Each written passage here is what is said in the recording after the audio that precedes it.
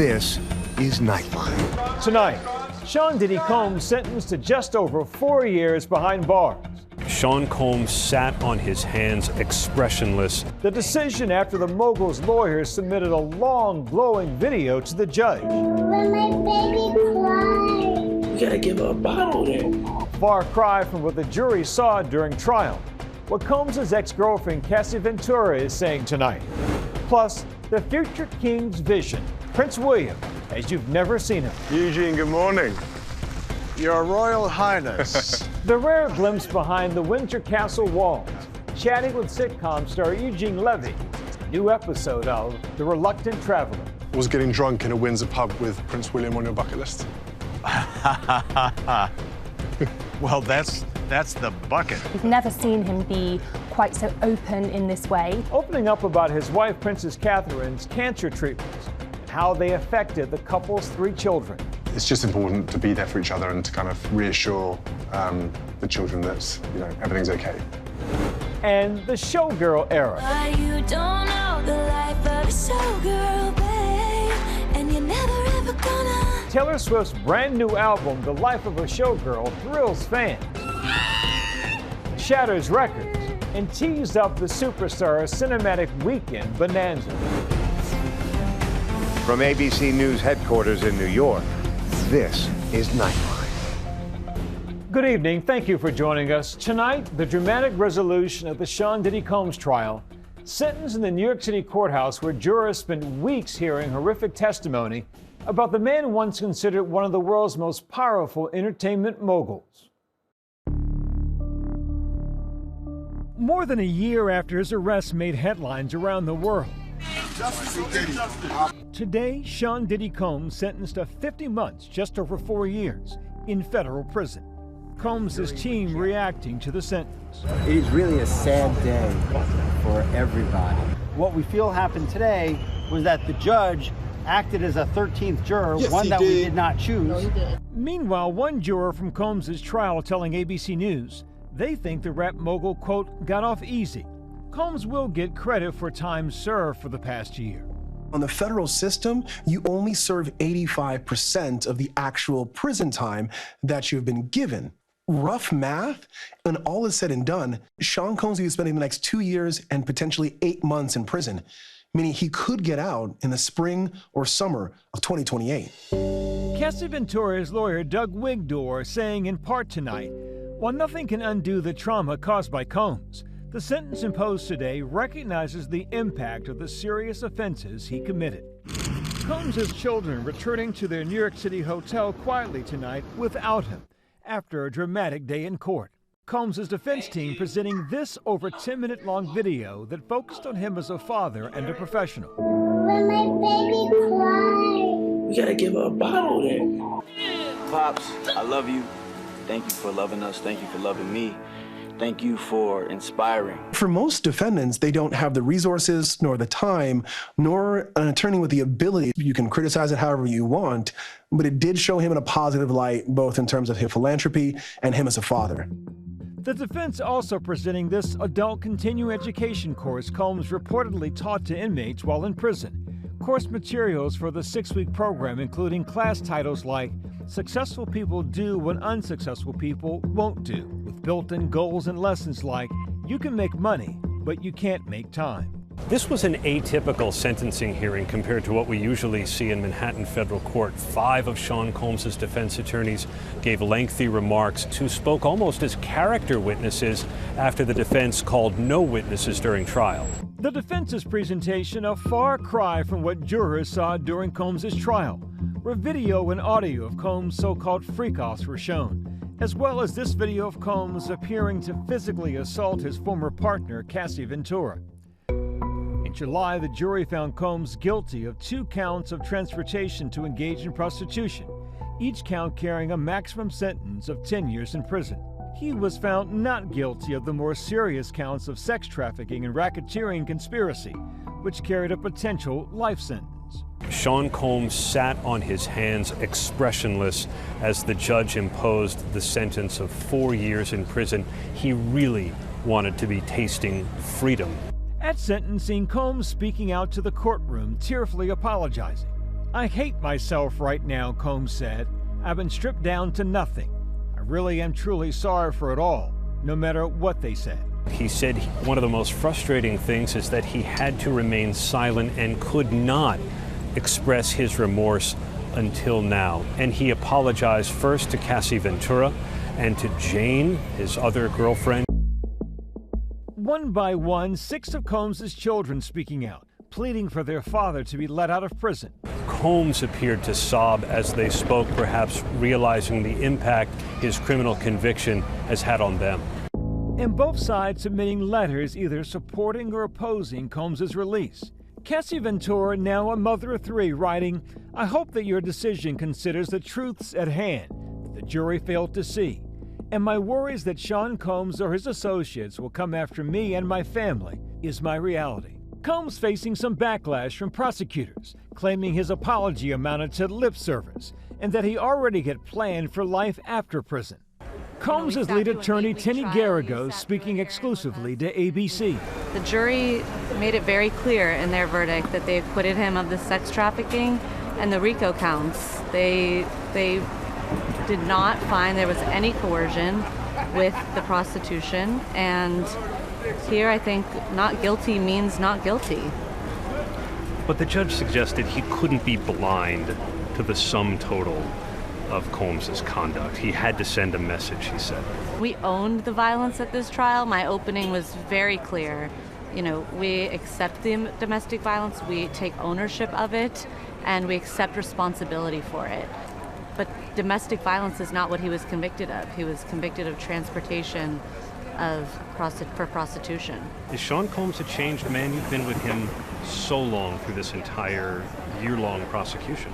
I can say from the bottom of my heart, more than I think anybody else truly on this team can say, that he is a changed man.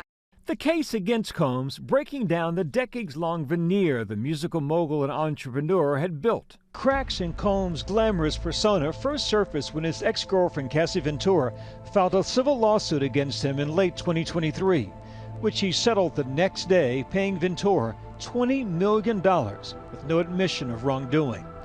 6 months later, this shocking video from a hotel surveillance camera depicting Combs physically assaulting Cassie. Though Combs first denied any wrongdoing, after the video's release, he spoke out on social media. I mean, I hit rock bottom, but I make no excuses. My behavior on that video is inexcusable. But that hotel footage became crucial evidence at trial, along with Cassie's 4 days of emotional testimony. Combs' ex-girlfriend describing in detail his alleged physical assaults, threats, and incidents known as freak-offs. She said Combs first proposed the encounters that he called voyeurism when he would watch me have intercourse and sexual activity with a third party, specifically another man, within the first year of their relationship. I knew it wasn't something I wanted to be doing, but I was in love and wanting to make him happy. I didn't feel like I had much of a choice. Didn't really know what no could turn into.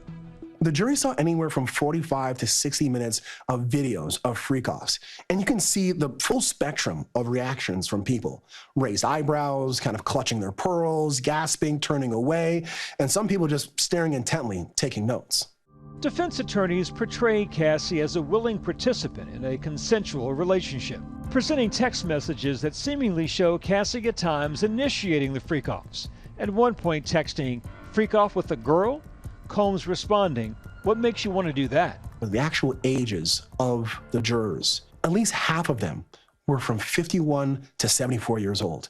And when you're talking about the heart of a case being about consent, I can see how a person who was 20 would have a very different opinion of what consent is if they're 30 or 65.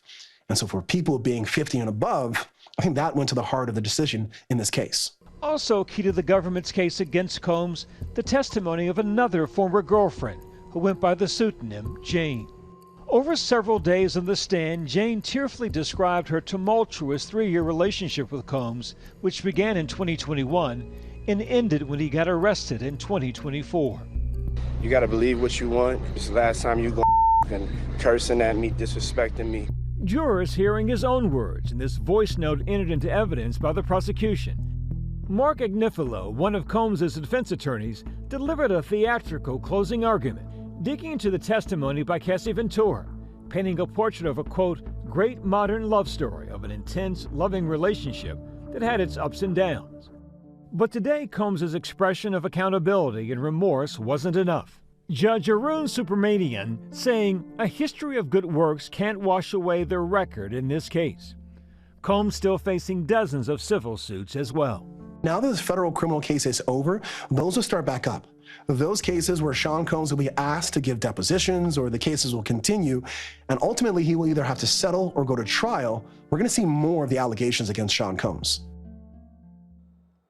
And up next, Prince William as you've never seen him. You'll never guess how the future King of England gets around inside the castle walls.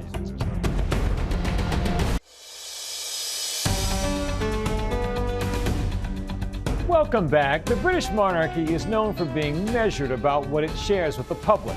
But in a new episode of The Reluctant Traveler, the future King of England himself, Prince William, leans into a little fun with comedic genius Eugene Levy.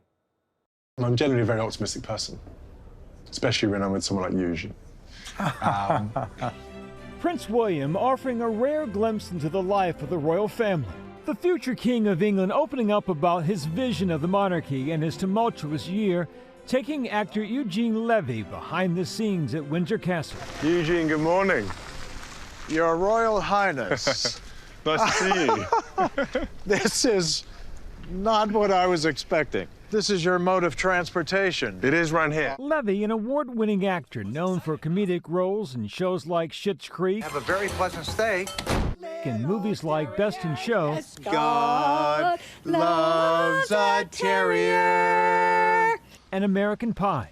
I want you to be very, very careful when you're putting on the corsage. Is now host of The Reluctant Traveler on Apple TV+.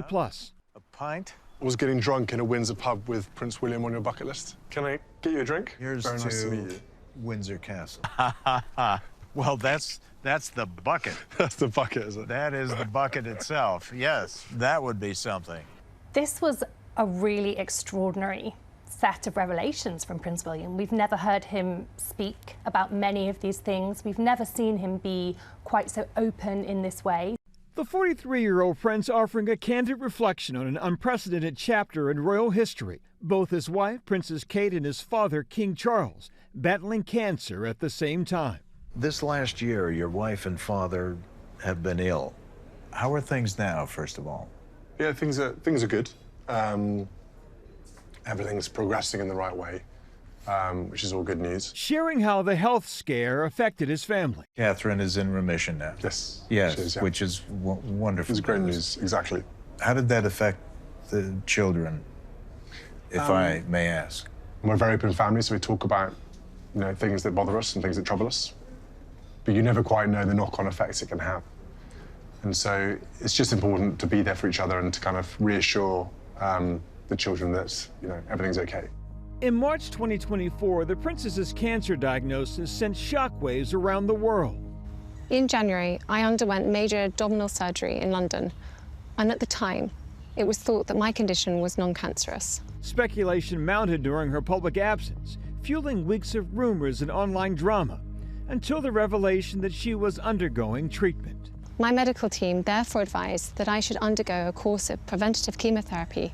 After months out of the spotlight following her cancer announcement, Princess Kate has been making more public appearances, including at the funeral of the Duchess of Kent, sharing a kiss and curtsy with King Charles. I think perhaps one of the reasons that William felt comfortable to talk about these challenges in this way is that they are very much now on the other side of this. They had a very difficult 2024, but as he said, Kate's now in remission. Things are feeling like they're much more back to normal. The royal family is known to be private about personal matters, but that changed in 2020 when Prince Harry and Meghan Markle stepped back from their duties and moved to California, later sitting down for an explosive Netflix interview. I wasn't being thrown to the wolves, I was being fed to the wolves. And airing their grievances in an interview with Oprah Winfrey on CBS, where they laid accusations of racism at the feet of the monarchy, specifically comments made about their son. So we have in tandem the conversation of he won't be given security, he's not going to be given a title. and also concerns and conversations about how dark his skin might be when he's born. What? Prince William addressing the interview after to Sky News. Is the royal family a racist family, sir? We're very much not a racist family. Despite the brothers' strained relationship and Harry's exit from royal duties, as heir to the throne, Prince William is now offering a glimpse of the monarch he hopes to become. I want to create a world in which my son is proud of what we do, in a world and a job that actually does impact people's lives for the better. That is caveated with, I hope we don't go back to some of the practices in the past that you know, Harry and I had to grow up in. And I'll do everything I can to make sure we don't regress in that situation. It sounds like the monarchy will be shifting in a slightly different direction. I think it's safe to say that change is on my agenda. Change for good. And I embrace that and I enjoy that change. I don't fear it. This gave us a lot of insight into William's thoughts, but it also gave us a real glimpse into who he is as a person and what he is like behind closed doors. In the new episode, William also reflecting on the bond he shared with his grandparents, Queen Elizabeth and Prince Philip, and the void left since their passing. Do you miss your grandmother? I do, actually, yeah. I do miss my grandmother and my grandfather. Yeah, it's been quite a bit of change. So you do sort of, you think about them not being here anymore. Yes. And particularly being in Windsor, for me, Windsor is hurt. It felt very personal and very touching. I also think it showed us a lot about how he still thinks about them and the influence that they had on him and continue to have on him when he's thinking about how he's going to do things moving forward. The prince not losing sight of what matters most, keeping his family at the center, honoring tradition, and staying grounded in duty. Ever get overwhelmed just by the sheer history of the place? When you say it like that, it sounds like I should say yes. Okay. But no, I wouldn't say history overwhelms me. Other things overwhelm me, but not history, no. Because I think if you're not careful, history can be a real weight and an anchor around you, and you can feel suffocated by it and restricted by it too much. And I think it's important to live for the here and now. When we come back, Taylor Swift's The Life of a Showgirl shatters records. Thank you for the lovely bouquet. You're sweeter than a peach, but you don't know the life of a showgirl. And finally tonight, the mighty power of the Swiftie Army. Taylor Swift's new album, The Life of a Showgirl. But you don't know the life of a showgirl, babe. And you're never ever gonna. Dropping at midnight last night, smashing records across streaming platforms. The superstar's 12th studio release, setting the 2025 record for first-day streams on Apple Music, breaking her own record on Amazon Music for the most streamed album in 24 hours, and in just 11 hours, notching the most streams in a single day on Spotify so far this year. As the showgirl herself says, "Come on, honey, this is show business." And that's Nightline for this evening. We'll see you right back here Monday. Thanks for the company, America. Have a good and safe weekend.